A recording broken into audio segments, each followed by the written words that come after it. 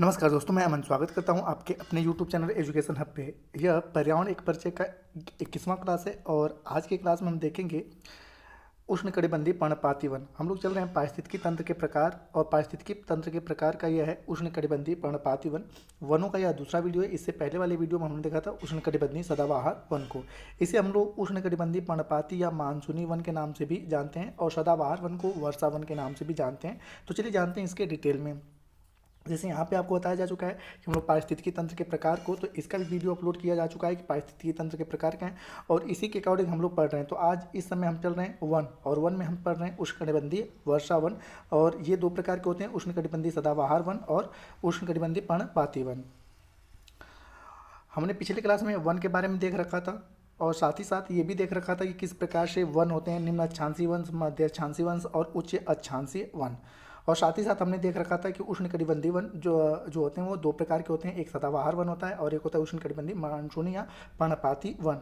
तो आज की क्लास में हम देखेंगे उष्णकटिबंधीय पर्णपाती के बारे में। तो देखिए यहाँ पे सदाबहार वन क्या होता है, उष्णकटिबंधीय सदाबहार वन और उष्णकटिबंधीय पर्णपाती वन। तो सबसे आसान यहाँ पे दो चीज़ें मैंने बताया था कि जहाँ पर औसत वार्षिक वर्षा 200 सेंटीमीटर से अधिक होती है, ठीक है, जहाँ पर औसत वार्षिक वर्षा 200 सेंटीमीटर से अधिक होती है वहाँ पर वर्षा वन या उष्णकटिबंधीय सदाबहार वन पाए जाते हैं, सदाबहार वन पाए जाते हैं। और साथ ही साथ इनके पौधे के पत्तियां गिराने का कोई निश्चित समय नहीं होता है, हमेशा इन पर पत्ते आते हैं और हमेशा ये अपने पत्तों को गिराते रहते हैं, जिसके कारण ये हमेशा हरे भरे दिखाई देते हैं। तो इसलिए सदाबहार वन होते हैं, इनको हमने पिछले क्लास में अच्छे से देख रखा है। अब यहाँ पे होता है कि उष्णकटिबंधीय पर्णपाती वन या मानसूनी वन, तो जहाँ पर औसत वार्षिक वर्षा 70 से 200 सेंटीमीटर के मध्य होता है। औसत वार्षिक वर्षा जो होता है 70 सेंटीमीटर से 200 सेंटीमीटर के मध्य होता है और इनके पौधे के पत्ते गिराने का एक निश्चित समय होता है। एक निश्चित समय के बाद ये अपने सभी पत्तों को गिरा देते हैं, जिसके कारण इन्हें पर्णपाती वन या मानसूनी वन कहा जाता है। पर्णपाती मतलब अपने पत्ते गिराते हैं और एक निश्चित मौसम में, एक निश्चित मौसम में। तो इसलिए मानसून, जैसे कि वर्तमान समय में आपने देखा होगा कि वसंत के बाद मतलब पतझड़ के बाद वसंत आता है, तो बेसिक तौर पे जो पूरे भारत में सबसे अधिक वन पाए जाते हैं वो है आपके पर्णपाती वन या मानसूनी वन। जैसे आपने आम, अमरूद, शीशम के पौधे को देखा होगा, तो पतझड़ के समय में अपने पूरे पत्ते को गिरा देते हैं, ठीक है, बिल्कुल ठूट हो जाते हैं, ठीक है। तो इनके पौधों के पत्ते गिरने का एक निश्चित समय होता है, ठीक है, इसलिए इन्हें पर्णपाती वन कहा जाता है। और यह ऐसे क्षेत्रों में पाए जाते हैं जहाँ पे औसत वार्षिक वर्षा 70 से 200 सेंटीमीटर के मध्य होते हैं। जैसा कि यहाँ लिखा गया है कि ये वन प्रायद्वीप में अधिक वर्षा वाले भागों और उत्तर प्रदेश व बिहार के मैदानी भाग में पाए जाते हैं। ये वन भारत में बहुतायत मात्रा में पाया जाता है। इसे मानसूनी वन भी कहा जाता है। मानसूनी क्यों? क्योंकि जैसे मानसून का आगमन होता है उसी प्रकार से यहाँ पर पतझड़ का मौसम भी आता है, तो मानसून वन कहा जाता है। और साथ ही साथ इन क्षेत्रों में जो वर्षा होता है 70 से 200 सेंटीमीटर के मध्य होता है औसत वार्षिक वर्षा। और जल उपलब्धता के आधार पर मानसूनी जो आपके पर्णपाती या मानसूनी वन है, इन्हें भी दो भागों में बांटा गया है। एक होता है आर्द्र और दूसरा होता है शुष्क पर्णपाती वन। तो देखते हैं यहाँ पर कि जैसे कि उष्णकटिबंधीय पर्णपाती वन को दो भागों में बांटा गया है, एक आर्द्र अथवा नम्र पर्णपाती वन और दूसरा होता है आपका शुष्क पर्णपाती वन। तो यहाँ पर इनके बारे में देखते हैं। तो सबसे पहले हम देखते हैं कि जो आर्द्र पर्णपाती वन होता है, ठीक है, उष्णकटिबंधीय आर्द्र पर्णपाती वन होता है। यहाँ पर आर्द्र मतलब कि यहाँ पर वर्षा अधिक मात्रा है, तो यहाँ पे जो औसत वार्षिक वर्षा होती है 100 से 200 सेंटीमीटर के मध्य होती है, ठीक है। यहाँ पर औसत वार्षिक वर्षा जो होती है 100 से 200 सेंटीमीटर की मध्य होती है। तो यह बेसिक तौर पे इनका विस्तार अगर देखा जाए तो पूरा पूर्वी क्षेत्र, उत्तर पूर्वी क्षेत्र, हिमालय के गिरिपाद, गिरिपाद का मतलब होता है कि जो ये पर्वत है और ये जहाँ पर जमीन और पर्वत आपस में मिलते हैं, ठीक है, तो उसे गिरिपाद कहते हैं। तो हिमालय का गिरिपाद प्रदेश, झारखंड, पश्चिमी उड़ीसा, छत्तीसगढ़, पश्चिमी घाट के पूर्वी ढाल, जैसे ये आपका पश्चिमी घाट है तो इसके पूर्वी ढाल पर, तो ये आपके भारत में इन क्षेत्रों में पाए जाते हैं, ठीक है। तो यहाँ पर है कि आपसे पूछा जाए कि आर्द्र नम पर्णपाती वनों में औसत वार्षिक वर्षा कितना होता है, तो 100 से 200 सेंटीमीटर।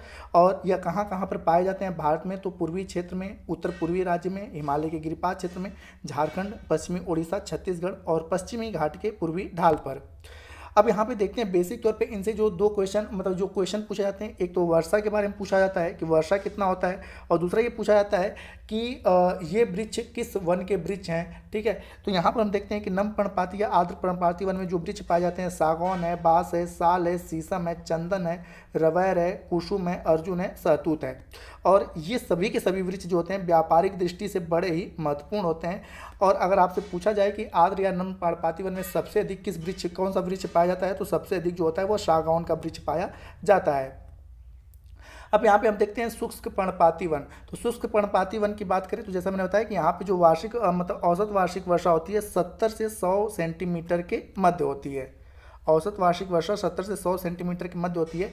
और इसके अगर विस्तार की बात की जाए तो यह प्रायद्वीपीय पठार वाला क्षेत्र जो आपका प्रायद्वीप है, ठीक है, तो इसका जो ये वाला क्षेत्र है यहाँ पर, ठीक है, इन क्षेत्रों में आपका बेसिक तौर पर पाया जाता है उत्तर प्रदेश के मैदानी इलाके में, ठीक है, उत्तर प्रदेश के मैदानी इलाके में और बिहार के मैदानी इलाके में इस प्रकार के शुष्क पर्णपाती वन पाए जाते हैं। और अगर इनके वृक्षों की बात की जाए तो यहाँ पे सागौन, साल, पीपल और नीम की यहाँ पर बेसिक तौर पे अधिकता होती है। अन्य वृक्षों की बात करें तो आम हो गया, अमरूद हो गया, ठीक है, तो इस प्रकार के वृक्ष भी इन्हीं वनों के अंतर्गत, आंवला हो गया, तो पाए जाते हैं।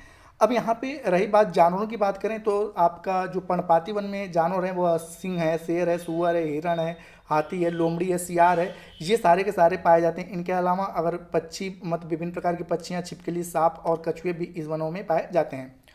वर्ल्ड स्तर पे अगर बात की जाए तो जो उष्णकटिबंधीय पर्णपाती वन या मानसूनी वन है, जैसे कि पूरा भारत में सबसे अधिक मात्रा में आपके यही वन पाए जाते हैं। साथ ही साथ ब्राज़ील, मध्य और दक्षिण अमेरिका,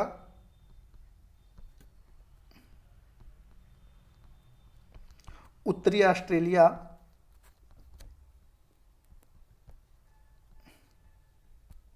उत्तरी ऑस्ट्रेलिया में ये आपके उष्णकटिबंधीय पर्णपाती वन या मानसूनी वन पाए जाते हैं। तो ये रहे आपके उष्णकटिबंधीय पर्णपाती और मानसूनी वन का क्लास।